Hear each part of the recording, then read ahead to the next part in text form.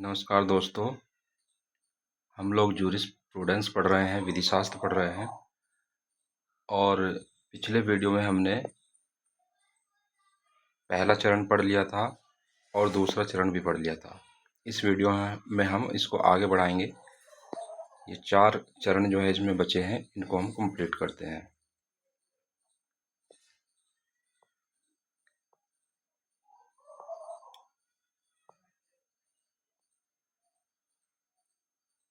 देखिए, तीसरे चरण की बात है। तीसरे चरण को पुनर्जागरण काल भी कहा जाता है और ये जो इसका समय है 14वीं शताब्दी से लेकर 16वीं शताब्दी तक चलता है।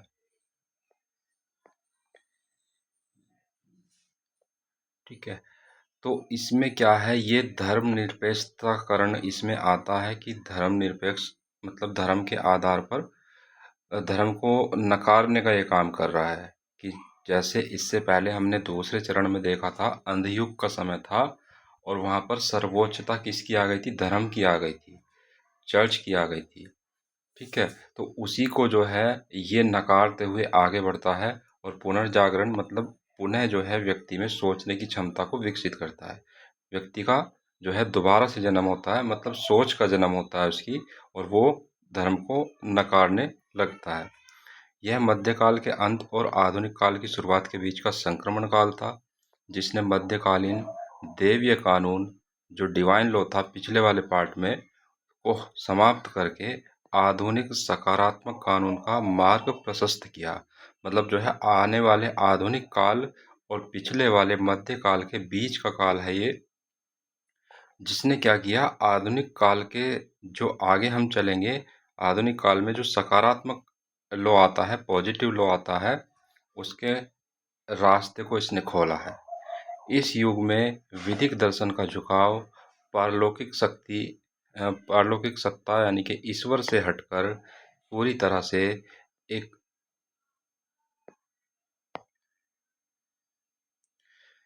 अलौकिक सत्ता पर आ जाता है। ठीक है, अलौकिक सत्ता का मतलब है मानव और संप्रभु राज्य की ओर हो जाता है। इसकी मुख्य विशेषताओं की बात करते हैं तो इसमें क्या होता है, विधि का धर्मनिरपेक्षीकरण हो जाता है। इसका मतलब यह है कि कानून को पूरी तरह से चर्च के नियंत्रण से मुक्त किया गया। यह माना गया कि कानून का अस्तित्व और वैधता किसी धार्मिक स्वीकृति पर निर्भर नहीं है।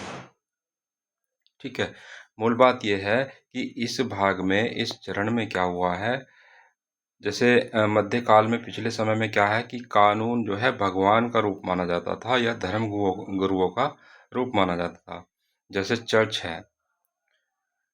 लेकिन पुनर्जागरण काल में यह सोच बदली और इस दौर में कानून को धर्म और पाप पुण्य से अलग करके इंसानों की जरूरत और देश की सुरक्षा से जोड़ा गया है। इसकी दूसरी मुख्य विशेषता की बात करें तो वैधानिक संप्रभु का उदय होता है इसमें। सामंतवाद के अंत के बाद राष्ट्रीय राज्य की अवधारणा आई, जिसके तहत राजा को अपने भौगोलिक क्षेत्र में कानून बनाने की अनियंत्रित विधिक शक्ति प्राप्त हुई। ठीक है, तो यहाँ पर राजा जो है अपने क्षेत्र में कानून बनाने लगा और वो जो शक्ति है वो अनियंत्रित है। तो ये एक शुरुआत है आने वाले जो हमारा आधुनिक काल है, और उसमें आप पॉजिटिव लॉ पढ़ते हैं, ऑस्टिन को पढ़ते हैं, तो उसकी ये शुरुआत यहाँ से होती है। ठीक है,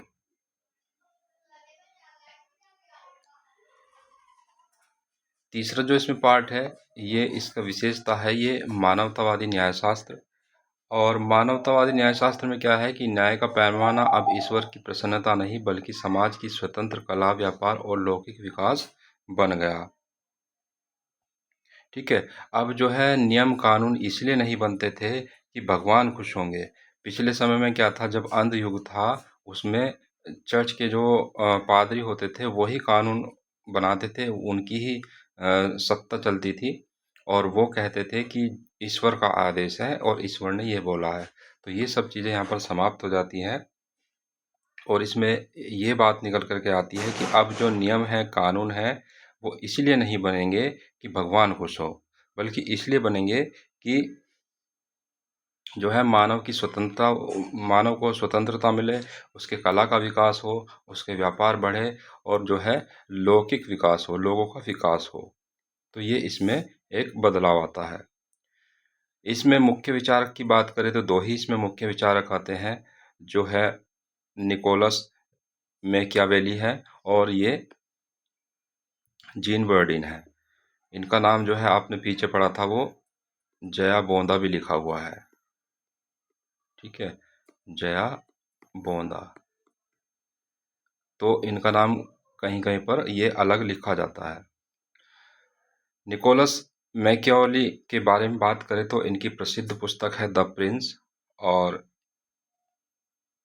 इन्होंने क्या किया है, इन्होंने विधि शास्त्र को नैतिकता से पूरी तरह से अलग कर दिया, जिसे बाद में 19वीं सदी से विश्लेषणात्मक विचारों को अपनाया। ठीक है, तो मोरालिटी को कानून से इन्होंने अलग कर दिया और बाद में इनके ही विचारों को अपना करके विश्लेषणात्मक विचारों को के विचार आए और उन्होंने जो है अपने अपने विचार वहाँ पर प्रकट किए हैं। ठीक है, मैकियावेली के अनुसार राज्य की सुरक्षा और अखंडता ही सर्वोच्च कानून है। यदि राज्य को बचाने के लिए राजा को पारंपरिक नैतिक या धार्मिक नियमों को तोड़ना पड़े, तो विधिक दृष्टि से वह पूरी तरह से वैध है। इन्होंने कहा कि राजा को निर्णय लेते समय केवल धर्म या नैतिकता के आधार पर नहीं सोचना चाहिए। राज्य की सुरक्षा, शांति और व्यवस्था बनाए रखना ही राजा का सर्वोच्च कर्तव्य है। ठीक है, तो ये कह रहे हैं कि जो है कोई भी देश का कानून है, उस कानून में देश की सुरक्षा और शांति, लोगों के लिए जो है विकास ही सर्वोपरि होना चाहिए। राजा को किसी भी राजा को कोई भी कानून बनाने के लिए राष्ट्र की सुरक्षा देखनी चाहिए, शांति और व्यवस्था को देखना चाहिए। ठीक है, तो यहाँ पर जो है इन्होंने नैतिकता से कानून को अलग किया है।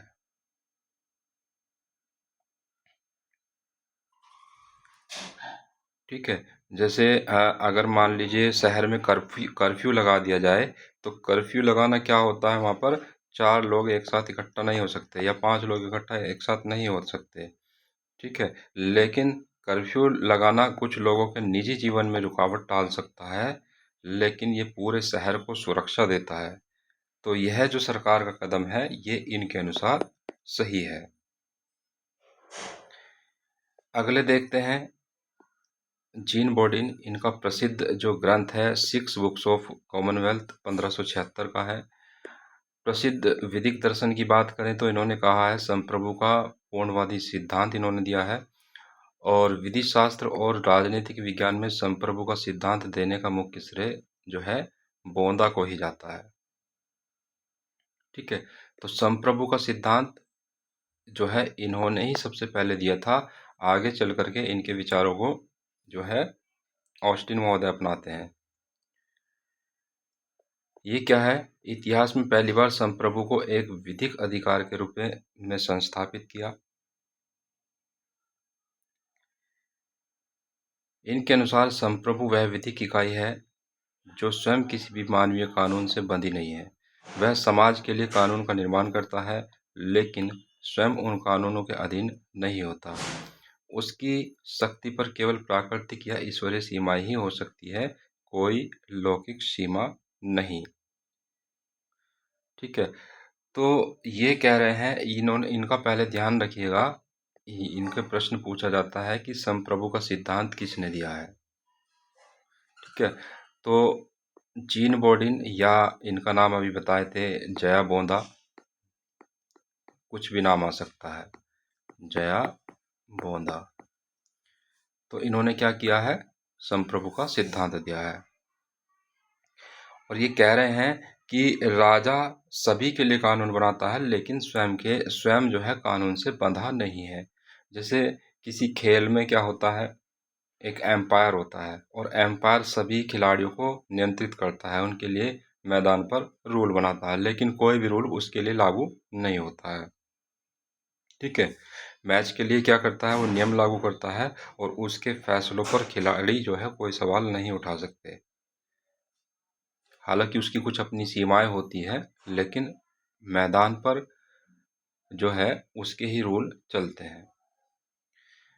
आगे देखते हैं तो पुनर्जागरण काल का विधिक निचोड़ की बात करें, इस कालखंड में विधि शास्त्र को दर्शन शास्त्र से निकालकर राजनीति और प्रशासनिक वास्तविकता की जमीन पर खड़ा किया। इसने कानून को चर्च के बंधनों से मुक्त कर राजा और राज्य के हाथों में एक विधिक अस्त्र के रूप में सौंप दिया। तो ये कह रहे हैं कि जो कानून है वो ईश्वर द्वारा नहीं है, ईश्वर से हट कर के इन्होंने जो है विचारधाराएं दी है, और जो है इन्होंने कहा है कि जो कानून है वो राजा द्वारा ही बनना चाहिए। ठीक है, तो ये पुनर्जागरण की कहानी है, और आपको बताए कि जितना भी आप ये पढ़ रहे हैं ये अभी एक बेस तैयार हो रहा है, और इस वाले पार्ट से ज़्यादा क्वेश्चन नहीं बनते हैं, ना ही आपको इतना उसमें गहनता से जाना है। बस ये समझना चाहिए कि कैसे कैसे विधि शास्त्र का विकास हुआ है, किस किस काल में हुआ है और किस काल में कौन मुख्य विचारक आए हैं। बाकी आप जो आगे पार्ट पढ़ेंगे वो इम्पोर्टेंट है। इम्पोर्टेंट ये भी है केवल समझने के लिए, बाकी कुछ चीज़ें जो बीच बीच में आती हैं, जैसे अभी आपको बताए कि संप्रभुता का सिद्धांत किसने दिया, तो ये सब चीज़ें याद करने वाली है, इनको याद करना होगा आपको। चलिए आगे देखते हैं। चौथे चरण की बात करें तो ये आपका प्रबोधन युग कहा जाता है। 17वीं शताब्दी से लेकर 18वीं शताब्दी तक इसका समय है, और इसमें जो है वैज्ञानिक तर्कवाद और सामाजिक संविदा का विकास होता है। वैज्ञानिक दृष्टिकोण और सामाजिक संविदा दृष्टिकोण है। ठीक है, देखिए क्या है, यह काल विधि शास्त्र का इतिहास में तर्कवाद का स्वर्ण युग कहा जाता है। तो ये चीज़ें जो आपको बताया कि क्या याद रखनी है वो यही है कि किस काल को तर्कवाद का स्वर्ण युग कहा जाता है, तो प्रबोधन युग। इस युग ने राजाओं के विधिक अधिकारों के दैवीय दावों को पूरी तरह से खारिज किया। तो पिछले पार्ट में पुनर्जागरण में क्या हुआ था, दैवीय कानून को समाप्त करने का काम किया था, उसकी जो है एक तरह से शुरुआत हुई थी, और यहाँ पर क्या हो रहा है, पूरी तरह से खारिज कर दिया जा रहा है कि जो है कोई भी दैवीय कानून नहीं होता है, ये सब मना कर रहे हैं। अब इसमें जो मुख्य विचारक हैं, ह्यूगो ग्रेटियस है, थॉमस हॉब्स है, जॉन लॉक है, और जीन रूसो है। तो ये मुख्य विचारक हैं, जरूरी नहीं है केवल 3 और 4 ही हो, लेकिन मुख्य विचारक हैं। ठीक है, आगे देख, इसमें जो है इसकी वैधानिक प्रवृत्तियां यानी कि मुख्य विशेषता इसकी क्या है उसको देखते हैं।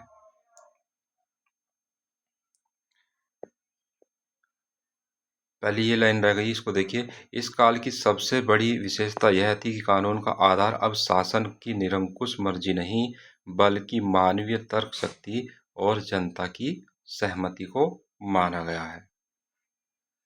ठीक है, तो इस युग को सबसे पहले आप देखिए कि तर्क का, लॉजिक का स्वर्ण युग कहा जाता है, गोल्डन एज ऑफ लॉजिक। इसमें राजाओं ने इस दावे को खारिज कर दिया कि राजा ही भगवान का रूप होते हैं, राजा का ही जो है पूरा कानून चलता है। पिछले पार्ट में बोला था कि राजा कानून बना सकता है, राजा का ही कानून मान्य होगा, लेकिन यहाँ पर क्या कह रहे हैं कि राजा कोई भगवान नहीं है। ठीक है, इस दावे को खारिज कर दिया, और इसमें यह तय हुआ कि कानून जो है राजा की मनमर्जी से नहीं बनता है, बल्कि मानवीय समझ, मानवीय तर्क शक्ति से बनता है, और जनता की सहमति से बनता है। सारा विवाद जो विधि शास्त्र में चलता है वो यही चलता है कि कानून क्या है, विधि क्या है, कैसे निर्माण हुआ, कौन बनाएगा, किसका लाभ है, किसका नुकसान है, उसके दूरगामी परिणाम क्या है, इत्यादि बातें। तो ये सब अपने अपने विचार प्रकट करते हैं। ठीक है, चलिए इसमें आगे देखते हैं क्या है।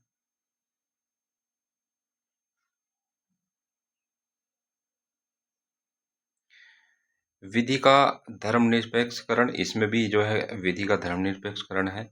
प्राकृतिक कानूनों को ईश्वर या चर्च के आदेशों से मुक्त करके पूरी तरह से इंसानी बुद्धि और सामाजिक चेतना पर आधारित कर दिया गया इसमें, कि कानून जो है वो प्राकृतिक कानून जो ईश्वर का कानून है या चर्च का कानून है, जो उसके आदेशों को मुक्त कर दिया गया। ठीक है।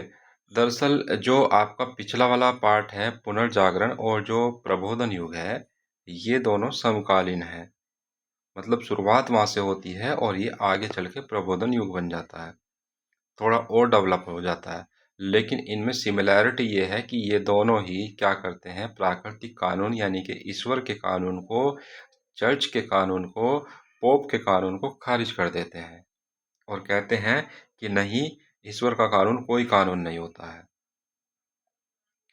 आगे इसमें क्या है, इसमें संविदात्मक संविदा का सिद्धांत आया और इस सिद्धांत के अनुसार राज्य और कानून का जन्म किसी दैवीय चमत्कार से नहीं हुआ, बल्कि समाज के लोगों ने अपनी सुरक्षा के लिए आपस में मिलकर विधिक समझौता किया है।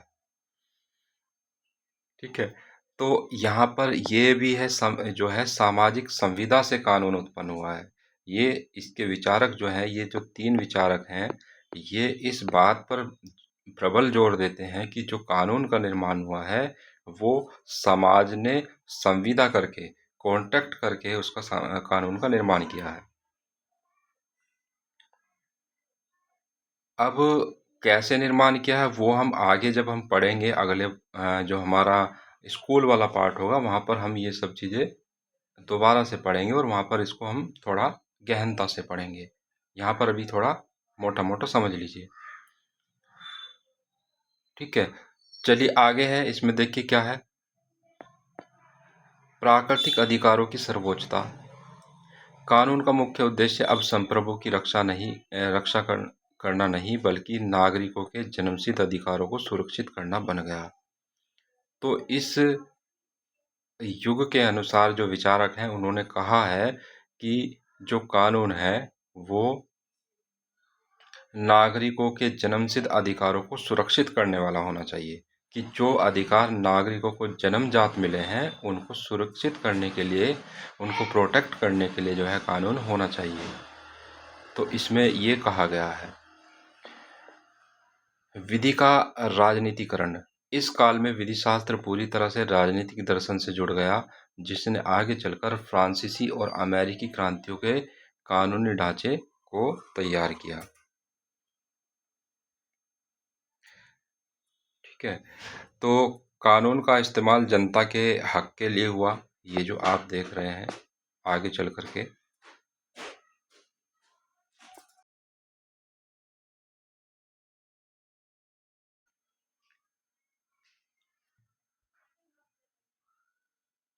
चलिए इस युग के जो है हम मुख्य विचारकों की बात करेंगे और उनके सिद्धांत की बात करेंगे। तो सबसे पहले देखिए, ह्यूगो ग्रेटियस, ये प्रबोधन युग के अग्रदूत हैं और ये जो है पुनर्जागरण काल और प्रबोधन युग के बीच के व्यक्ति हैं। दोनों के लिए जो है ये एक सेतु का काम करते हैं, पुल का काम करते हैं। इनका जो प्रसिद्ध ग्रंथ है वो है डे जूरी बेली ए पेसिस, यानी कि इसका जो हिंदी अर्थ है युद्ध और शांति के कानून पर है। युद्ध और शांति का कानून, ये 1625 का है। इनको जो है ध्यान रखिएगा, अंतर्राष्ट्रीय विधि का जनक इनको माना जाता है और इम्पोर्टेंट है ये कि किसको इंटरनेशनल लॉ का फादर माना जाता है, तो वो ह्यूगो ग्रेटियस है।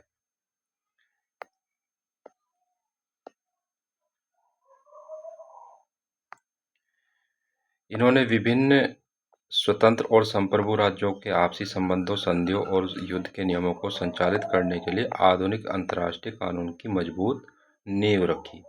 प्राकृतिक विधि का धर्मनिरपेक्षीकरण करने का काम इन्होंने किया है। तो ग्रेटियस ने तर्क दिया कि प्राकृतिक कानून मनुष्य के सच्चे तर्क और सामाजिक चेतना से निकलता है। इन्होंने कहा कि भले ही ईश्वर न हो, तब भी प्राकृतिक नियम जैसे कि संधियों का ईमानदारी से पालन उतने ही प्रभावी और समाज पर बाध्यकारी होंगे। ठीक है। तो इन्होंने युद्ध और शांति के लिए नियम बनाए और जिससे ही ये अंतर्राष्ट्रीय विधि का जन्म होता है और इसीलिए इनको अंतर्राष्ट्रीय विधि का जनक कहा जाता है। इन्होंने कहा कि अगर भगवान न भी हो तब भी ईमानदारी और वादे निभाने जैसे नियम समाज में लागू रहेंगे। ठीक है। जैसे कि मान लीजिए भारत और नेपाल है और भारत नेपाल के बीच में व्यापार और सीमा का समझौता है। दोनों देश जो है बिना किसी धार्मिक दबाव के अपने अपने फायदे और शांति के लिए नियम को मानते हैं। तो ये अंतर्राष्ट्रीय नियम को निर्माण करने वाले, अंतर्राष्ट्रीय विधि को जन्म देने वाले जो है विचारक रहे हैं। उसके बाद जो ये सिद्धांत है सामाजिक सिद्धांत, ये सामाजिक संविदा का जो सिद्धांत है इसका जन्म होता है। अब ये जो सामाजिक संविदा है ये क्या है, इसको ये तीनों लोग आपस में अपने अपने तरीके से परिभाषित करते हैं। तीनों ही जो व्यक्ति हैं ये सामाजिक संविदा के लिए जाने जाते हैं और तीनों लोग अपने अपने तरीके से इसको व्यक्त करते हैं, बताते हैं। सामाजिक संविदा का मतलब यहाँ पर है कि समाज ने कॉन्ट्रैक्ट करके आपस में संविदा करके कानूनों का निर्माण किया है। ठीक है। सबसे पहले देखिए थॉमस हॉब्स हैं, ये क्या कहते हैं, इनका प्रसिद्ध ग्रंथ है लेवियाथन, पूछा जाता है परीक्षा में। हॉब्स ने मानव की प्रकृति अवस्था को क्रूर, हिंसक और अजारक माना। इस अजारकता को मृत्यु के डर से बचाने के लिए लोगों ने अपने अधिकार एक सर्वोच्च शासक, जिसे कि लेविथान इन्होंने कहा है, को सौंप दिए। ठीक है।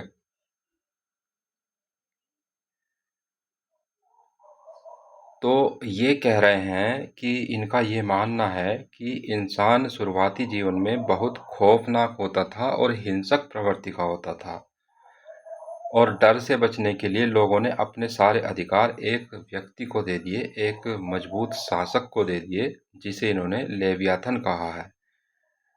और राजा कानून से ऊपर होता था। उस मतलब यह है कि मान लीजिए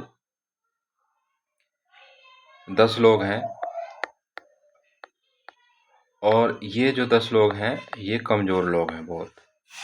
जैसे आपने पुरानी पिक्चरों में देखा होगा कि जो एक गुंडा होता है और वो हफ्ता वसूलता है, मार्केट में जाता है या लोगों के बीच में जाता है, वो क्या है, हफ्ता वसूलता है। अब वो हफ्ता क्यों वसूलता है, क्योंकि वो आपराधिक प्रवृत्ति का व्यक्ति है या फिर वो शक्तिशाली व्यक्ति है, उसके पास पावर है। ठीक है। तो यहाँ पर जो है जिनसे 10 लोगों से वो वसूल रहा है वो क्या है, समाज है। अब जो समाज में जो भी शक्तिशाली होगा वो पावरफुल होगा, वो क्या करेगा, एक दूसरे को मारेगा, काटेगा, उस पर अपनी जो है पावर आजमाएगा, उससे पैसा लेगा। तो ये चीज़ क्या है, ये समाज के आपस की अंदर की बातें हैं। अंदर की बातें इन द सेंस कि समाज में जो है अभी क्या है, हिंसक प्रवृत्ति है और युद्ध जैसी स्थिति बनी हुई है। ठीक है। अब इस चीज से निपटने के लिए समाज ने क्या किया, एक नए व्यक्ति को नियुक्त कर लिया। एक नए व्यक्ति को नियुक्त कर लिया आपस में समझौता करके कि जो है एक नए व्यक्ति को नियुक्त कर लिया जो खुद पावरफुल है, मतलब उसको पावरफुल बना दिया और कहा कि जो है हमें इस हफ्ता वसूली करने वाले से बचाइए। ठीक है, जिसके बदले में हम आपको ये शक्ति देते हैं, मतलब हम आपको ये अधिकार देते हैं कि हमें इससे बचाइए ताकि हमारा शोषण ना हो सके। तो समाज ने आपस में संविदा करके ये जो है ये यही कह रहे हैं कि इस अराजकता और मृत्यु के डर से बचने के लिए लोगों ने अपने सारे अधिकार एक सर्वोच्च शासक को सौंप दिए, यानी कि लेवियाथन को सौंप दिए। क्यों सौंप दिए, कि ताकि जो ये हिंसक और क्रूर अवस्था बनी हुई है, अराजकता बनी हुई है, उससे मुक्ति मिले।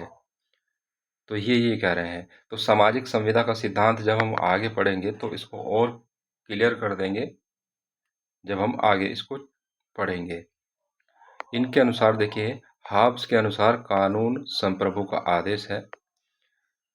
शासक स्वयं समझौते का हिस्सा नहीं होता है, इसलिए वह कानून से भी ऊपर है।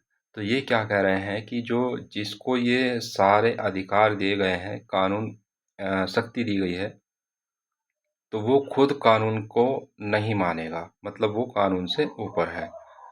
आगे है कि प्रजा को राजा के बनाए गए कानून तोड़ने या उनका विरोध करने का कोई विधिक अधिकार नहीं है। मतलब कोई भी राजा के कानून को तोड़ नहीं सकता है। इनके इसी विचार ने आगे चलकर 19वीं सदी में विश्लेषणात्मक शाखा का जन्म होता है। ठीक है। तो इन्होंने क्या कहा है, मूल बात इन्होंने ये कही है कि समाज ने अपनी सुरक्षा के बदले सारे अधिकार एक व्यक्ति को दे दिए, राजा को दे दिए, और उस राजा ने वो कानून बनाए और वही कानून सर्वोपरि है। वो कानून उस राजा पर लागू नहीं होते हैं, राजा कानून से ऊपर होता है। तो ये इस बात को कह रहे हैं। जॉन लॉक की बात करें तो सबसे पहले इनका प्रसिद्ध ग्रंथ ये है, टू ट्रीटीज ऑफ गवर्नमेंट। ठीक है। तो इनका ये प्रसिद्ध पुस्तक है, पुस्तकों के नाम पूछे जाते हैं परीक्षा में, तो ये आगे हम एक लिस्ट भी बना देंगे, वहाँ पर भी याद रखिएगा। विधिक दर्शन की बात करें तो इन्होंने क्या कहा है, लॉक ने हॉब्स के विपरीत माना कि प्राकृतिक अवस्था शांतिपूर्ण थी, लेकिन अधिकारों और अधिक स्पष्ट और सुव्यवस्थित रूप से करने के लिए सरकार के साथ एक सीमित समझौता किया गया। ठीक है।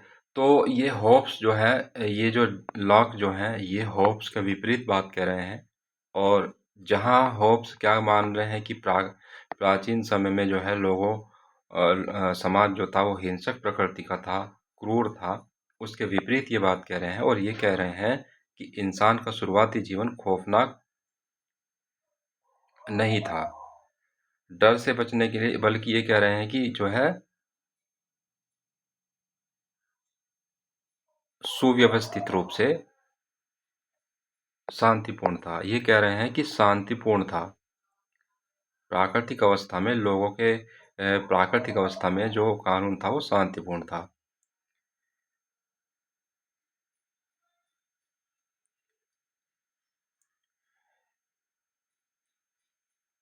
ठीक है। तो ये इन्होंने कहा है। और आगे ये कहते हैं कि प्राकृतिक अधिकारों का सिद्धांत, इन्होंने जो है प्राकृतिक अधिकारों का सिद्धांत दिया है। और ये भी इम्पोर्टेंट है कि किसने प्राकृतिक अधिकारों का सिद्धांत दिया। और ये कहते हैं कि लॉक ने 3 अधिकारों को मनुष्य को जन्मसिद्ध, अटूट और अहस्तांतरणीय अधिकार माना: जीवन, स्वतंत्रता और संपत्ति।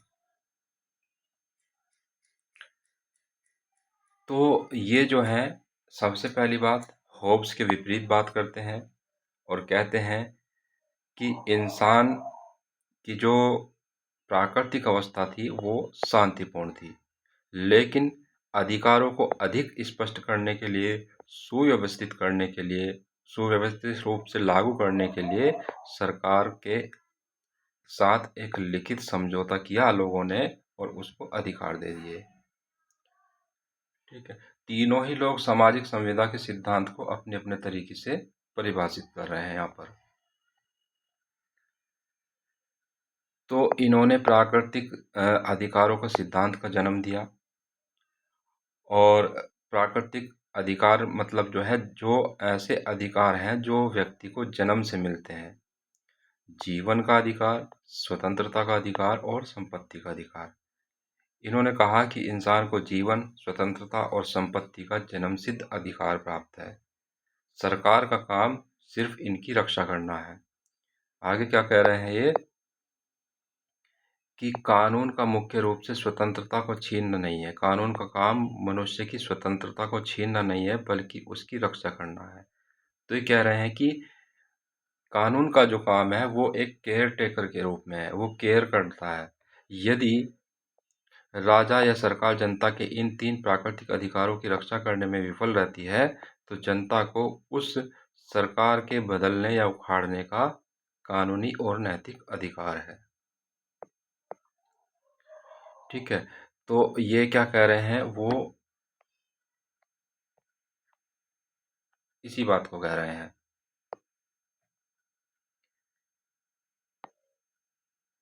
कानून का काम मनुष्य की स्वतंत्रता को छीनना नहीं बल्कि उसकी रक्षा करना है। यदि राजा या सरकार जनता के इन 3 प्राकृतिक अधिकारों की रक्षा करने में विफल रहती है तो जनता को उस सरकार को बदलने या का उखाड़ फेंकने का कानूनी और नैतिक अधिकार है। तो ये ध्यान रखिएगा, इन्होंने प्राकृतिक अधिकार जो आगे चल कर के हमारे फंडामेंटल राइट भी बनते हैं,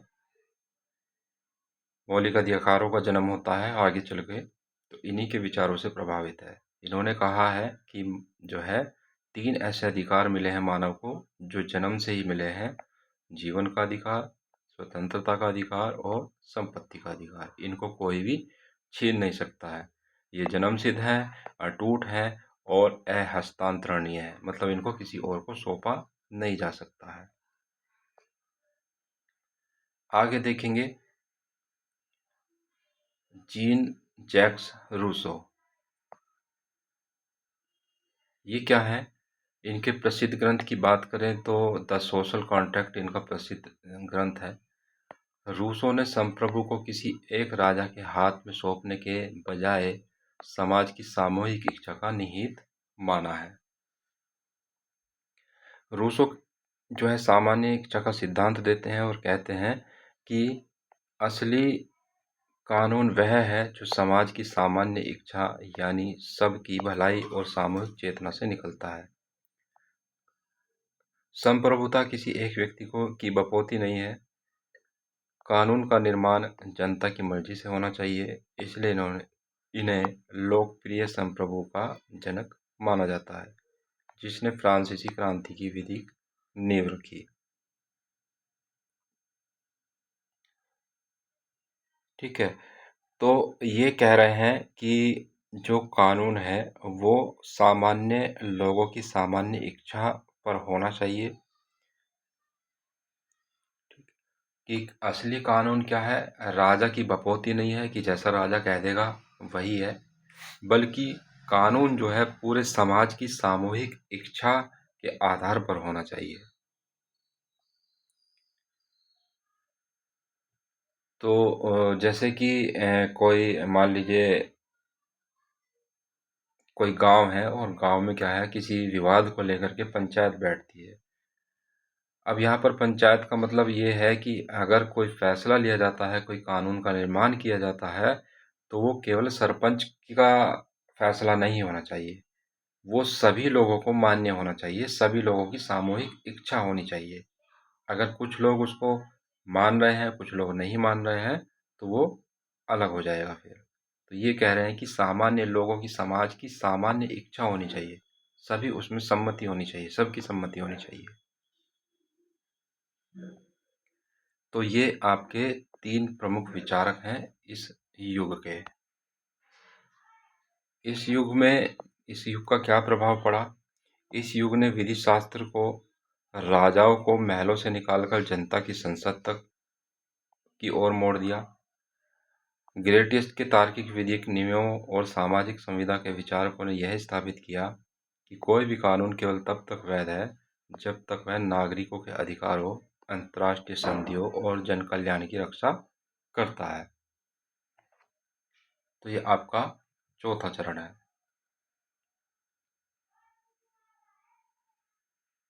चलिए आगे बढ़ते हैं। और देखिए, विधि शास्त्र ऐसा टॉपिक है जल्दी से समझ में नहीं आता है, ऐसा विषय है जल्दी से समझ में नहीं आता है। आप इसको 1 बार, 2 बार, 3 बार पढ़ेंगे तभी जा कर के ये आपके समझ में आएगा। एक बार में तो ये समझ में नहीं आता है, लेकिन हमने प्रयास किया है आपको अच्छे से पढ़ाया जाए, अच्छे से समझाया जाए, और आपको कोई भी क्वेश्चन हो वो आप हमसे पूछ सकते हैं।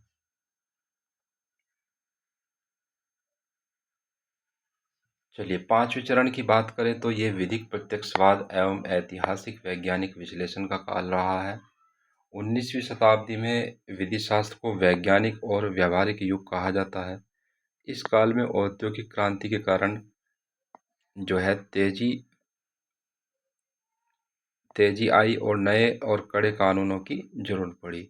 इस युग में अमूल दार्शनिक विचार को, प्राकृतिक कानूनों को खारिज कर दिया और विधि शास्त्र को 2 मुख्य वैज्ञानिक शाखाओं में विभाजित कर दिया। ठीक है, तो इस दौर में क्या हो रहा है, पुरानी काल्पनिक बातें जैसे कि प्राकृतिक कानून या धर्म का कानून, उससे हट करके दो वैज्ञानिक शाखाओं का जन्म हो रहा है। और दो वैज्ञानिक शाखाएं कौन कौन सी है, विश्लेषणात्मक विचारधारा और ऐतिहासिक विचारधारा। यह आपकी दोनों विचारधाराओं का जन्म हो रहा है। विश्लेषणात्मक शाखा जो है, जो कानून को राज्य की शक्ति और लिखित रूप में देखती है, कानून को देखती है ये कि ये राज्य की शक्ति है और लिखित रूप में है। ऐतिहासिक विचारधारा क्या देखती है, जो कानून को समाज के इतिहास और रीति रिवाज के विकास से जोड़कर देखती है। तो ये दो पार्ट में डिवाइड है ये वाला कालखंड। अब विश्लेषणात्मक विचारधारा की बात करें तो इस शाखा का मुख्य उद्देश्य कानून का वैज्ञानिक विश्लेषण करना था। इसका मूल मंत्र था, विधि का नैतिकता या धर्म से कोई अनिवार्य संबंध नहीं है। तो यहाँ पर क्या है कि कानून का मोरालिटी से, रिलीजन से कोई भी अनिवार्य संबंध नहीं है। इसमें जो विचारक हुए हैं वो जर्मी बेंथम मुख्य रूप से, फिर उसके बाद जॉन ऑस्टिन मुख्य रूप से हुए हैं। विश्लेषणात्मक शाखा के वास्तविक संस्थापक जर्मी बेंथम ही है। और इन्होंने जो है उपयोगितावाद का सिद्धांत दिया है। इन्होंने कहा है, सुख दुख का सिद्धांत दिया है।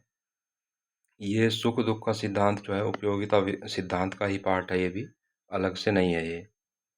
तो बेंथम ने कहा कि मनुष्य का स्वभाव दो स्वामियों के अधीन है, सुख और दुख।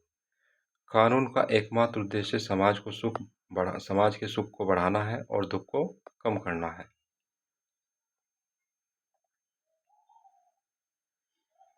ठीक है, तो यहाँ पर ये कह रहे हैं, और ये कह रहे हैं कि जो कानून है वो लोगों के सुख को बढ़ाने वाला होना चाहिए और दुख को कम करने वाला होना चाहिए।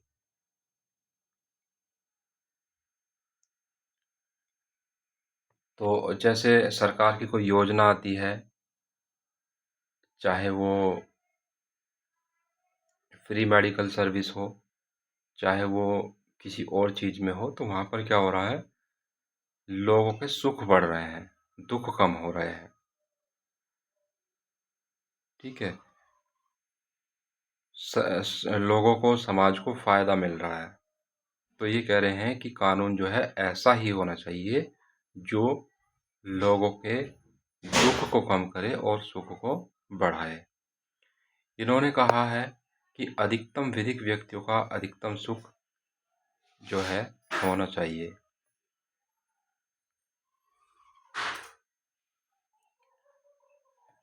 कानून वही अच्छा है जो समाज के अधिकांश लोगों के काम आए।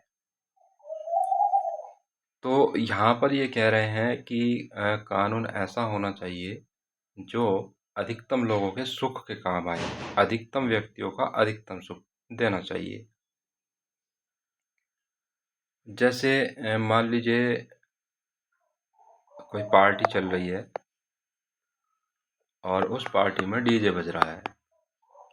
डीजे बज रहा है, यहाँ पर 100 लोग जो है डांस कर रहे हैं या अपना एंजॉयमेंट कर रहे हैं। लेकिन डीजे बजने से आस पड़ोस के 1000 लोग प्रभावित हो रहे हैं। 1000 लोग क्या है, प्रभावित हो रहे हैं। अब यहाँ पर अधिकतम लोग कौन है, 1000, कम लोग कौन है, 100। तो ये इसी बात को कह रहे हैं कि कानून ऐसा होना चाहिए कि अधिकतम लोगों को सुख पहुंचाए, ना कि कम लोगों को सुख पहुंचाए। तो यहाँ पर सरकार अगर कोई कानून बनाए, कानून बनाया, क्या बनाया कि रात को 10 बजे के बाद जो है डीजे नहीं बजेगा। तो ये कानून जो है बना दिया सरकार ने। तो ये कानून कैसा है, इनके अनुसार ये अच्छा कानून है, क्योंकि ये अधिकतम लोगों को सुख पहुंचा रहा है और उनके दुख को कम कर रहा है। तो ये इसी बात को कह रहे हैं। सुख और दुख का सिद्धांत भी इसी से जुड़ा है। उपयोगिता विधान उपयोगितावाद का सिद्धांत भी इसी से जुड़ा है, और जब हम आगे पढ़ेंगे इसको और अच्छे से क्लियर कर देंगे। उन्होंने कानून को दो भागों में बांटा है, और कानून जैसा वर्तमान में है और कानून जैसा होना चाहिए। ठीक है, तो कानून वर्तमान में जैसा है और कानून कैसा होना चाहिए, ये दो भाग में बांटते हैं कानून को। अगले विचारक हैं आपके जॉन ऑस्टिन, और इनका काफ़ी प्रभाव है विधि शास्त्र में। अंग्रेजी विधि शास्त्र के जनक माने जाते हैं। प्रसिद्ध ग्रंथ की बात करें तो इनका the province of jurisprudence determined 1832 का है। सबसे फेमस इनका जो सिद्धांत है, सबसे प्रसिद्ध सिद्धांत है, वो समादेश का सिद्धांत है। ऑस्टिन ने थॉमस हॉब्स के विचारों को आगे बढ़ाते हुए कहा कि विधि जो है संप्रभु का समादेश है, और इन्होंने क्या किया, उनके इस तर्क को आगे वैज्ञानिक रूप से विश्लेषित किया, और इन्होंने बताया कि कानून के 3 अनिवार्य तत्व होते हैं: समादेश, संप्रभु और शास्ति यानी कि पनिशमेंट। तो समादेश ये कहते हैं कि कानून क्या है, ये संप्रभु का आदेश है। संप्रभु क्या है? संप्रभु वह राजनीतिक सर्वोच्च शक्ति है जिसकी आज्ञा का पालन करना समाज संभवतः करता है, लेकिन वह स्वयं किसी की आज्ञा मानने के लिए बाध्य नहीं है। और शास्ति पनिशमेंट क्या है? आदेश न मानने वाले पर मिलने वाली सजा ही शास्ति है। तो ये क्या कह रहे हैं?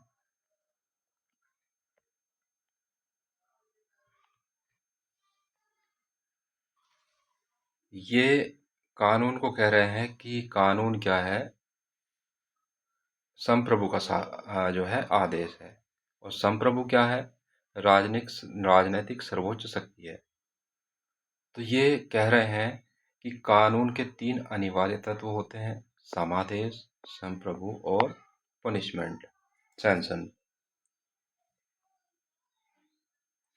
विधिक सूत्र की बात करें तो इनका क्या है?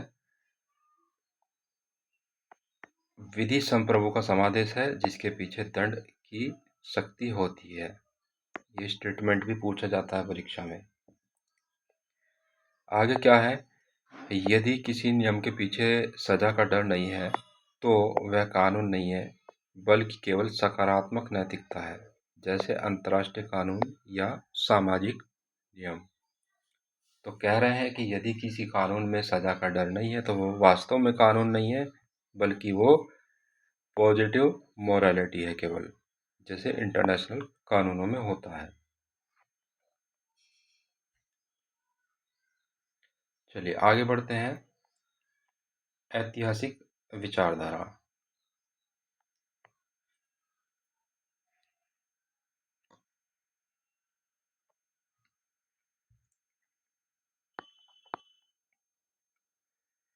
इस शाखा ने ऑस्टिन के संप्रभु समादेश वाले सिद्धांत का कड़ा विरोध किया। इनका मानना था कि कानून कोई राजा का अचानक या एक दिन का आदेश नहीं बनता। मतलब कानून जो है अचानक से किसी राजा के आदेश से नहीं बनता, बल्कि कानून समाज के इतिहास, संस्कृति और रीति रिवाजों के साथ साथ धीरे धीरे खुद विकसित होता है। और इसमें जो है आपके दो मुख्य विचारक आते हैं। फ्रेडरिक कार्ल वॉन सैविनी ऐतिहासिक शाखा के जनक हैं ये, और सर हेनरी मैन, ये तुलनात्मक विधि शास्त्र के प्रणेता माने जाते हैं। इन्होंने जो है लोक चेतना का सिद्धांत दिया, पूछा जाता है परीक्षा में। वोल्गोविस्ट इंग्लिश में इसको बोलते हैं, लोक चेतना, थ्योरी ऑफ वोल्गोविस्ट। सैक्विनी के अनुसार कानून का निर्माण संसद या राजा नहीं करते, कानून तो किसी समाज की सामूहिक चेतना या आत्मा से पैदा होता है। ठीक है, जैसे किसी समाज की भाषा धीरे धीरे खुद विकसित होती है, वैसे ही उसका कानून भी खुद विकसित होता है। स्टेटमेंट फेमस है, इनका कानून बनाया नहीं जाता बल्कि वह पाया जाता है। इसलिए समाज के पुराने रीति रिवाज ही कानून के असली और सच्चे स्रोत हैं, न कि संसद और नए कानून। ठीक है। तो ये कह रहे हैं जैसे कि आपकी कोई भाषा है, हिंदी है, तमिल है, बंगाली है, कोई भी है, किसी राजेश के आदेश से नहीं बनाई गई है, बल्कि लोगों के बीच बोलते बोलते खुद विकसित हुई है। वैसे ही शादी या विवाह या परंपराओं के कानून समाज में धीरे धीरे विकसित हुए हैं, वो किसी संसद या राजा ने नहीं बनाए हैं। मतलब ये कह रहे हैं कि जो कानून है वो लोगों की लोक चेतना, मतलब चेतना, वो उनकी अंतरात्मा का जो है, वो उनकी अंतरात्मा है, अंतरात्मा से पैदा हुआ है, उनकी चेतना से पैदा हुआ है कानून, ये कह रहे हैं। आगे है हेनरी मैन। और हेनरी मैन का प्रमुख विधिक दर्शन क्या है? समाज का कानूनी विकास। इन्होंने भारतीय और यूरोपीय समाज में के कानूनी इतिहास का तुलनात्मक अध्ययन किया। इन्होंने बताया कि प्रगतिशील समाज का कानूनी विकास एक निश्चित दिशा में होता है। प्रसिद्ध विधिक सूत्र है इनका, प्रगतिशील समाजों का विधिक विकास अब तक परास्थिति से संविदा की ओर हुआ है।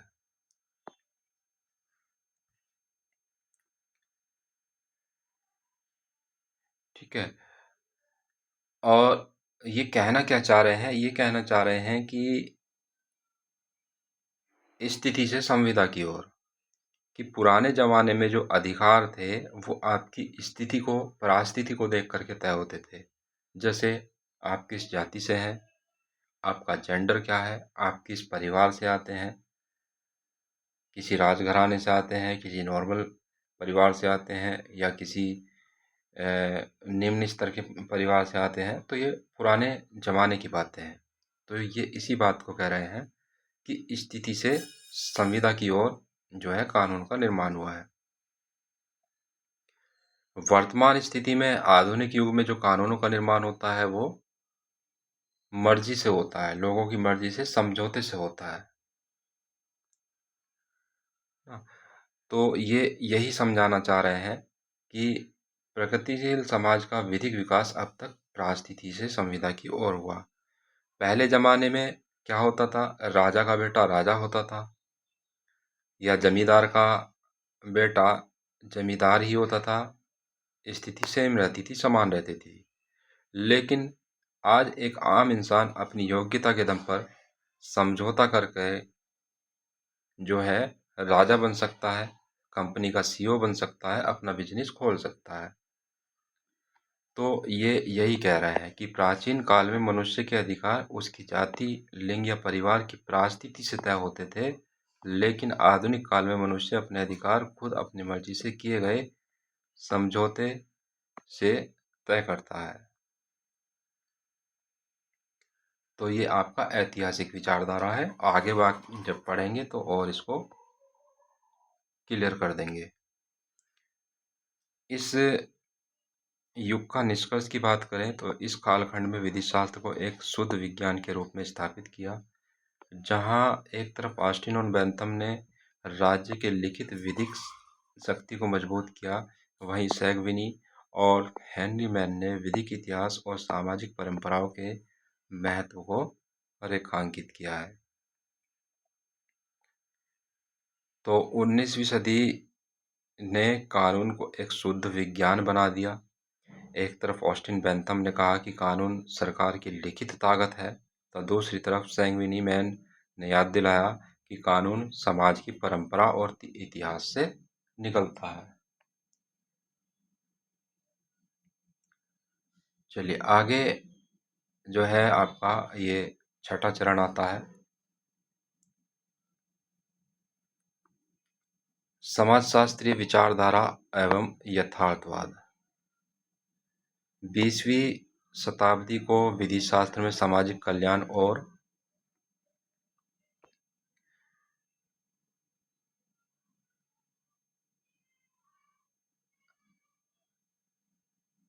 यथार्थवाद युग कहा जाता है। ये यथार्थवाद युग कहा जाता है।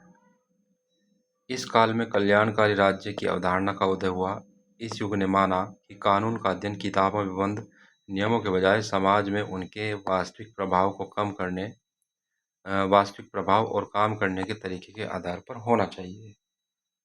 इस युग में मुख्य रूप से दो क्रांतिकारी विधिक विचारधाराओं को पढ़ा जाता है, समाजशास्त्रीय विचारधारा और यथार्थवाद विधिक यथार्थवाद विचारधारा।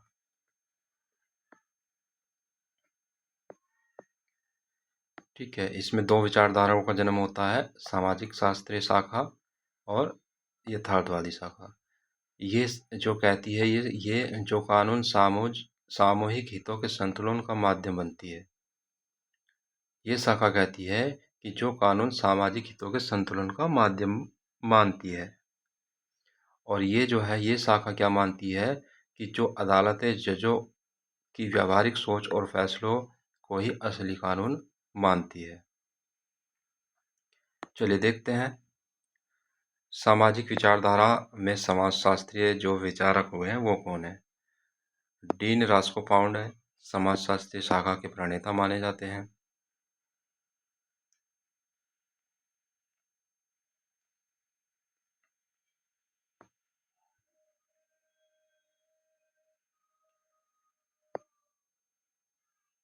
प्रसिद्ध विधिक दर्शन क्या है? इन्होंने सामाजिक अभियांत्रिकी का सिद्धांत दिया है, थ्योरी ऑफ सोशल इंजीनियरिंग का सिद्धांत दिया है। पूछा जाता है ये आपका। पाउंड ने कानून की तुलना इंजीनियरिंग से की है। जैसे एक इंजीनियर पुल या इमारत बनाने के लिए विभिन्न सामग्रियों का संतुलन बनाता है, वैसे ही कानून विधिक इंजीनियर का काम करता है, समाज के लोगों के टकराते हुए दावों और हितों में संतुलन बनाता है। ठीक है, तो इन्होंने जो है हितों का वर्गीकरण किया।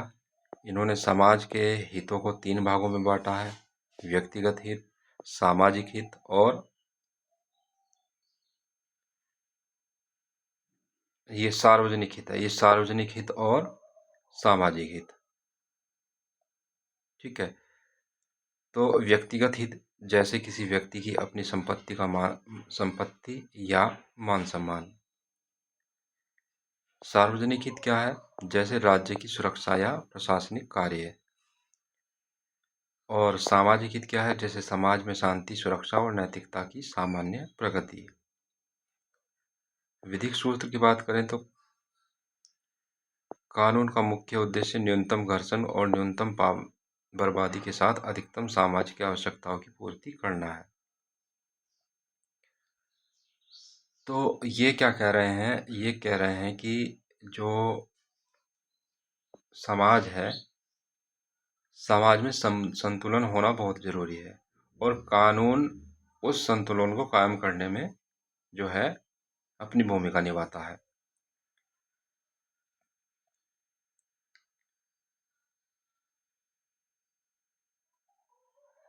जैसे मान लीजिए सरकार सड़क चौड़ी करनी चाह रही है, एक सड़क है और सरकार क्या चाह रही है? इसको चौड़ा करना चाह रही है। अब यहाँ पर मान लीजिए थोड़ा सा मकान किसी का आ जाता है, इसको ये चौड़ा करनी चाह रही है। अब ये किसी का मकान यहाँ पर बीच में आ जाता है ताकि जाम ना लगे। ये क्या है? सरकार सामाजिक हित को देख रही है, समाज के हित को देख रही है ताकि जाम ना लगे, लोगों को परेशानियां कम हो। और यहाँ पर क्या है? ये बीच में मकान आ रहा है तो ये किसी के पर्सनल इंटरेस्ट को इफेक्ट कर रहा है, व्यक्तिगत हित को प्रभावित कर रहा है, जो रास्ते में ये मकान आ रहा है। अब कानून यहाँ पर क्या काम करेगा? संतुलन बनाने का काम करेगा। इसके घर को अगर तोड़ा जाता है और सड़क बनाई जाती है चौड़ी, तो इसको फिर मुआवजा देना पड़ेगा ताकि वो अपना मकान कहीं और खरीद सके। तो कानून यहाँ दोनों का संतुलन बना करके व्यक्ति को मुआवजा देने का काम करेगा और सड़क का निर्माण भी हो जाएगा। ठीक है, तो वो इसी बात को कहना चाह रहे हैं। बाकी आप बार बार आपको बता रहे हैं, आगे चल के हम इसको और क्लियर करेंगे। हैंस केल्सन है, शुद्ध विधि का सिद्धांत इन्होंने दिया। प्रसिद्ध विधिक दर्शन की बात करें तो विधि का शुद्ध सिद्धांत इन्होंने कहा और मूल मानक की अवधारणा इन्होंने दी है। केल्सन ने विधि को राजनीतिक, समाजशास्त्र, धर्म और नैतिकता के तत्वों से पूरी तरह से मुक्त करने का प्रयास किया है। इन्होंने मूल मानक का संविधान मतलब इन्होंने मूल मानक का सिद्धांत दिया है, जैसे कि संविधान।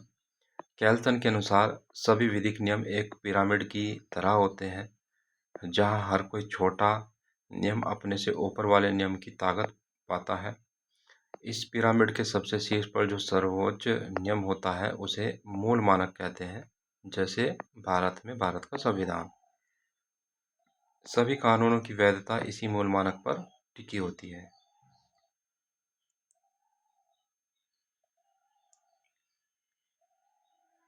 ठीक है, तो ये कह रहे हैं कि सबसे ऊपर एक मूल मानक होता है, ग्रैंड होम होता है। सबसे ऊपर क्या होता है, एक सर्वोच्च कानून होता है, जैसे भारत का संविधान। ठीक है, और उससे ही जो है नीचे वाले कानूनों को, नीचे वाले नियमों को शक्ति मिलती है, पावर मिलती है। तो ये पिरामिड की तरह काम करता है। पिरामिड का मतलब जहाँ पर एक सर्वोच्च शक्ति होती है और उसके नीचे जो है वो विभाजित होती चली जाती है। तो केल्सन के अनुसार सभी नियम एक पिरामिड की तरह होते हैं। सबसे नीचे वाले नियम को ताकत ऊपर वाले नियम से मिलती है और सबसे ऊपर वाला जो है वो मूल मानक होता है। ठीक है, जैसे कोई ट्रैफिक पुलिस वाला क्या करता है, चालान काटता है। उसको ये चालान काटने की जो पावर मिली है वो मोटर व्हीकल एक्ट के अनुसार मिली है। तो उसका जो पावर है वो वहाँ से मिली है। मोटर व्हीकल एक्ट है वो कहाँ से बना है, वो संसद ने बनाया है। तो संसद यहाँ पर उसकी सुपीरियर हो गई। अब संसद को जो है पावर कहाँ से मिलती है, वो संविधान से मिलती है। तो यहाँ पर संविधान क्या है, मूल मानक है, उसी के आधार पर नीचे पावर मिलती है। तो ये आपका हैंस केल्सन का सिद्धांत है। आगे एच एल ए हार्ट है। ये क्या कहते हैं, नियमों की विधिक प्रणाली को विधि के रूप में, नियमों की प्रणाली के रूप की में विधि। इनका प्रसिद्ध ग्रंथ है द कॉन्सेप्ट ऑफ लॉ। और ये कहते हैं, हार्ट ने ऑस्टिन के दंड वाले आदेश के सिद्धांत को खारिज करते हुए कहा कि कानून केवल डर पर नहीं चलता है।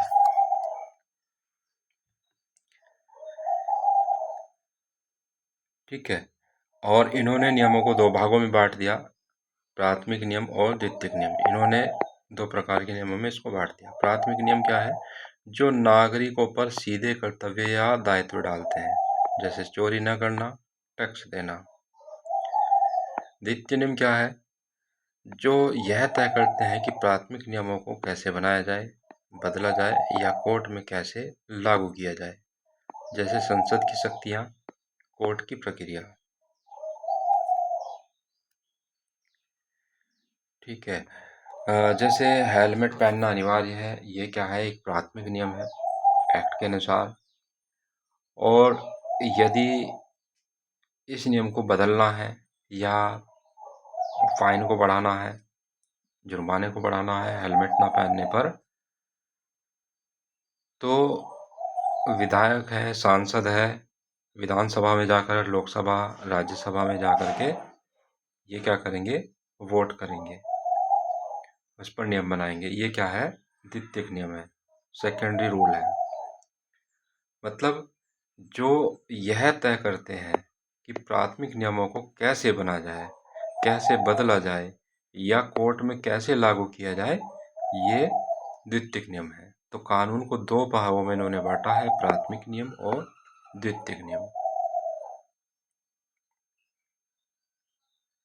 ठीक है, तो ये आपके एचएलए आर्ट है।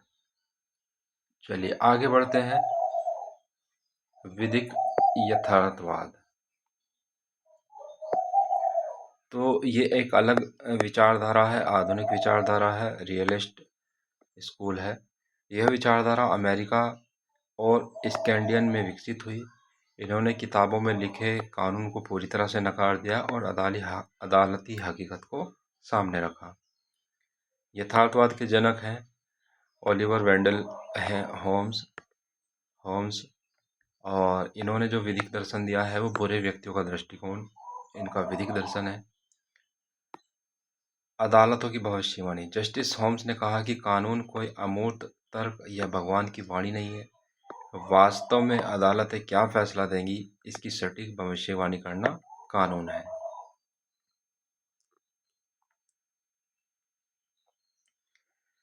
बुरे व्यक्ति का दृष्टिकोण बैडमैन थ्योरी का सिद्धांत इन्होंने दिया है और कहा है कि अगर आपको कानून को समझना है तो एक सीधे इंसान के बजाय एक बुरे इंसान की नज़र से देखें, अपराधी की नज़र से देखें। उसे इस बात से कोई मतलब नहीं है कि किताबों में क्या नैतिकता लिखी है। उसे सिर्फ इस बात से मतलब है कि कोर्ट उसे क्या सजा सुनाने वाला है। ठीक है, तो ये विधिक यथार्थवाद है। ठीक है, तो एक शातिर अपराधी को इस बात से कोई मतलब नहीं है।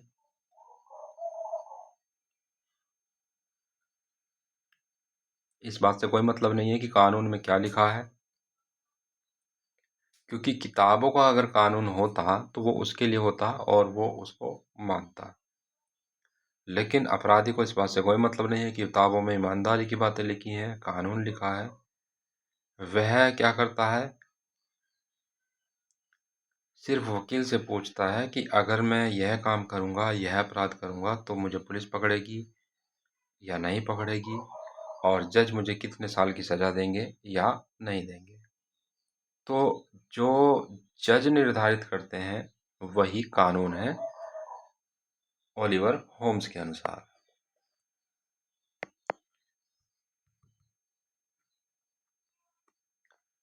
चलिए हम देखते हैं इसका विधिक निष्कर्ष। और विधिक निष्कर्ष में क्या आता है, इस कालखंड में विधि शास्त्र को बहुत ही व्यावहारिक बनाया गया।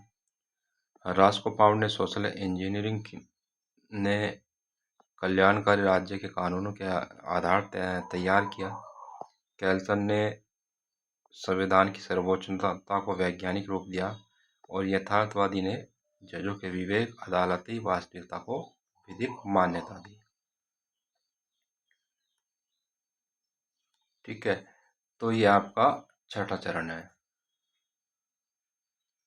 और आपको बार बार बता रहे हैं कि जूरिस्प्रूडेंस एक बार में समझ में नहीं आता है, एक बार में क्लियर नहीं हो पाता है, थोड़ा समय लगता है, समझना पड़ता है, तब ये समझ में आता है कौन क्या कह रहा है, क्यों कह रहा है, ये सब चीज़ें जाननी पड़ती है।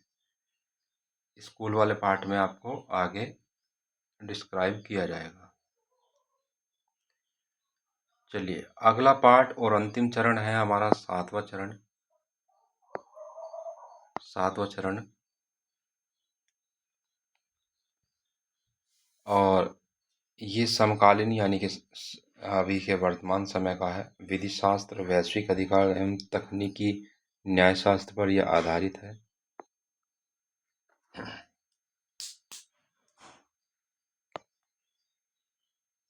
इसमें क्या है, 21वीं सदी के विधि शास्त्र को आधुनिक, उत्तराधुनिक और वैश्विक युग कहा जाता है। इस कालखंड में सबसे बड़ी विशेषता यह है कि कानून अब केवल किसी एक संप्रभु देश की सीमाओं में बंद नहीं है।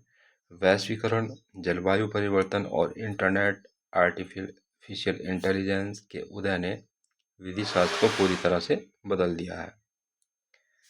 इसकी मुख्य विशेषताएं: अधिकारों का वैश्वीकरण, यानी कि मानवाधिकारों को राष्ट्रीय संप्रभुता के ऊपर माना गया है। लैंगिक न्याय, पितृसत्तात्मक विधिक ढांचे को तोड़कर महिलाओं, एलजीबीटीक्यू और वंचित वर्गों के लिए समानता की गरिमा को कानून का मूल आधार बनाया गया है। प्राकृतिक नदियों और वन्यजीवों को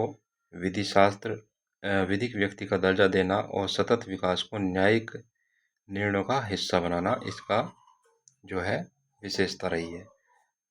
तकनीकी न्यायशास्त्र में साइबर लॉ, डेटा गोपनीयता और एआई को विनियमित करने के लिए नए विधिक सिद्धांतों का निर्माण हुआ है। इसके जो प्रमुख विचारक हैं वो हैं जॉन रॉल्स, रोनाल्ड डॉर्बिकिन और अमर्त्य सेन। आधुनिक न्याय के सिद्धांत के प्रणेता माने जाते हैं जॉन रॉल्स। प्रसिद्ध ग्रंथ है इनका ए थ्योरी ऑफ जस्टिस, न्याय का सिद्धांत, जिसका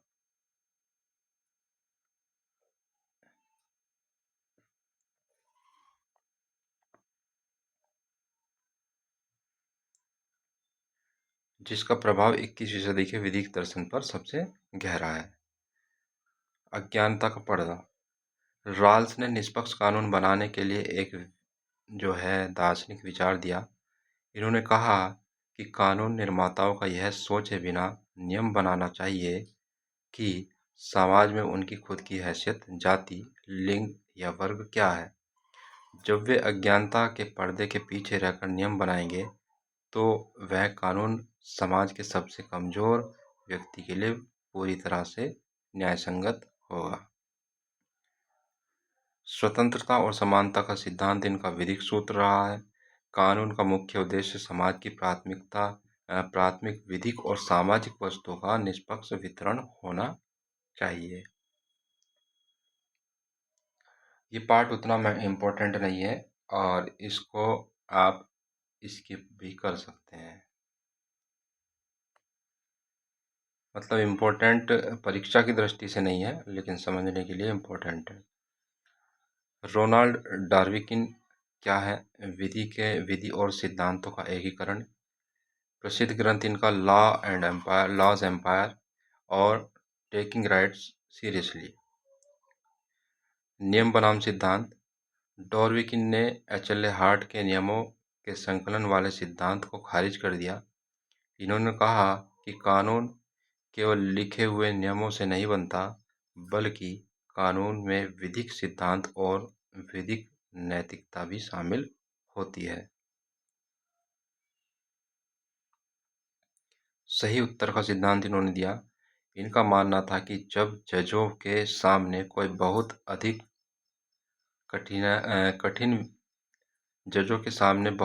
कठिन विधिक मामला आता है तो वे अपनी मनमर्जी से फैसला नहीं देते। वे संविधान की अंतर्निहित विधिक, नैतिक और सिद्धांतों की गहराई से पढ़कर केवल एक ही सही और न्यायसंगत उत्तर तक पहुंचते हैं। ठीक है, तो ये इन्होंने कहा है। आगे अमर्त्य सेन की बात करते हैं।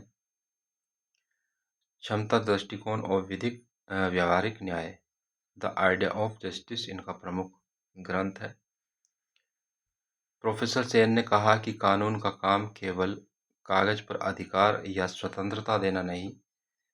कानून तब तक न्यायसंगत नहीं है जब तक कि नागरिकों को उन अधिकारों का उपयोग करने के लिए शारीरिक, आर्थिक और मानसिक रूप से सक्षम नहीं बनाता।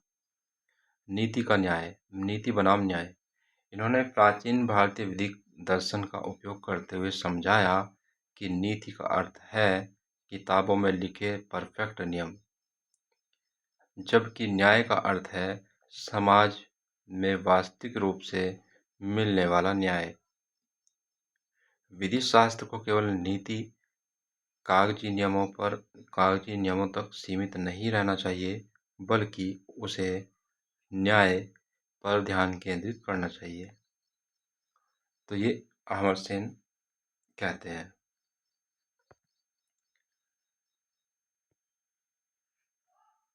21वीं सदी का जो ये अभी वर्तमान का समय है, इसके निष्कर्ष की बात करें तो समकालीन विधिशास्त्र प्राचीन काल की नैतिकता और 19-20वीं सदी के व्यावहारिक विज्ञान का एक सुंदर समन्वय है। आज का कानून केवल अपराधियों को सजा देने, टैक्स वसूलने का माध्यम नहीं है। यह वैश्विक मानवाधिकारों की रक्षा, लैंगिक समानता, डिजिटल सुरक्षा और पृथ्वी के पर्यावरण को बचाने का सबसे बड़ा वैधानिक उपकरण बन चुका है। ठीक है, तो इसको हमने जल्दी निपटा दिया इस पाठ को, क्योंकि इससे प्रश्न ना के बराबर बनते हैं। इसको ज़्यादा पढ़ने की ज़रूरत नहीं है परीक्षा की दृष्टि से। तो ये आपका 7वां चरण भी समाप्त होता है। और ये विधि शास्त्र का विकास थोड़ा लंबा टॉपिक है, बड़ा टॉपिक है, और इसको समझना ज़रूरी है। इसको जब आप समझ जाएंगे तभी आप आगे का जो पार्ट है उसको क्लियर कर पाएंगे।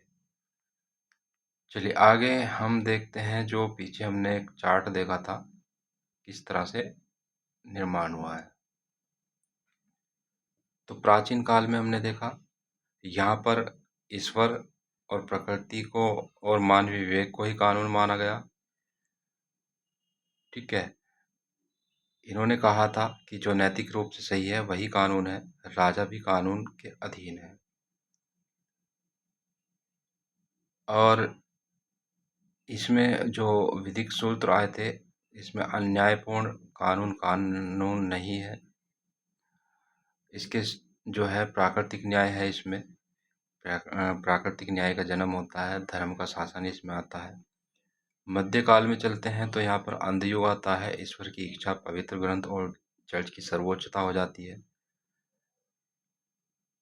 ठीक है, मानव कानून यानी कि लौकिक कानून तभी वैध हैं जब वह ईश्वर की इच्छा के अनुकूल हो। इसको दैवीय विधि जो है कहा गया। एक्विनास का सिद्धांत इसमें चतुर्पक्षीय वर्गीकरण आया था। धर्मशास्त्र इसमें आया था। राजा पर चर्च का नियंत्रण था। ये सब चीज़ें थी। बाकी विचारक इसमें ये रहे हैं। पुनर्जागरण में क्या हुआ? संप्रभु राज्य और राजा की स्वतंत्र विधिक शक्ति कानून को माना गया। कानून पर से चर्च का नियंत्रण पूरी तरह से समाप्त हो गया। विधेय का जो है धर्मनिरपेक्षीकरण हुआ। प्रबोधन युग में क्या हुआ? जनता की सामूहिक सहमति और सामाजिक समझौता को कानून माना गया। राज्य और कानून का जन्म जनता की आपसी समझौते से हुआ है, संविदा से हुआ है। इसमें सामाजिक संविदा का सिद्धांत आया। इसमें प्राकृतिक अधिकार आपने देखे थे, वो आए। सामान्य इच्छा का सिद्धांत इसमें आया। 19वीं शताब्दी में वैज्ञानिक युग आता है। इसमें संप्रभु का लिखित आदेश और समाज का इतिहास ही कानून माना गया। कानून जैसा है वैसा ही पढ़ा जाए, विधि और नैतिकता का पूर्ण अलगाव हो गया। इसमें 2 शाखाएं आती है, विश्लेषणात्मक और ऐतिहासिक। लोक चेतना का सिद्धांत इसमें आया। समादेश की शास्ति इसमें आई और राजनीति से संविदा की ओर इसमें एक सिद्धांत आया था। 20वीं शताब्दी में समाज विभिन्न हितों, अदालतों और वास्तविक निर्णय ही कानून है। तो इसमें क्या कानून है? समाज के विभिन्न हित, अदालतों के वास्तविक निर्णय ही कानून है। कानून किताबों में बंद सूखा नियम नहीं है, बल्कि समाज में उसका व्यावहारिक प्रभाव होना चाहिए। इसमें समाजशास्त्रीय शाखा आती है, सोशल इंजीनियरिंग का सिद्धांत आता है, मूल मानक का सिद्धांत आता है और लॉ इन एक्शन इसमें आता है। 21वीं शताब्दी आपको बताए इतना इम्पोर्टेंट नहीं है परीक्षा के लिए। इसमें अब वर्तमान समय चल रहा है, ये उसी का पार्ट है। इसमें वैश्विक अधिकार है, अंतर्राष्ट्रीय संधियां हैं, डिजिटल तकनीक है, मानव अधिकारों को सर्वोच्चता दी जाती है, लैंगिक समानता को सर्वोच्चता दी जाती है, डिजिटल माध्यम का युग है और सुरक्षा के माध्यम इसमें सर्वोपरि रखे जाते हैं। ठीक है, समकालीन विधि शास्त्र का पार्ट है ये। वेल ऑफ इनोहेंस यानी कि अज्ञान का पर्दा इसमें आपने देखा। विधिक दृष्टिकोण, हरित न्यायशास्त्र। तो ये पूरा चार्ट है। इसको आप एक बार जो है रिवाइज करेंगे, देखेंगे और आगे सारे पार्ट को पढ़ेंगे, समझेंगे, निश्चित ही समझ में आ जाएगा। थोड़ा कठिन जरूर होगा, समय भी लगेगा, लेकिन ऐसा नहीं है कि समझ नहीं आएगा, आ जाएगा। और नहीं आता है कोई बात तो आप हमसे पूछ लीजिएगा। बाकी हम आगे जल्द ही इसका नेक्स्ट पार्ट आपको उपलब्ध कराएंगे। धन्यवाद। आगे मिलते हैं नेक्स्ट वीडियो में।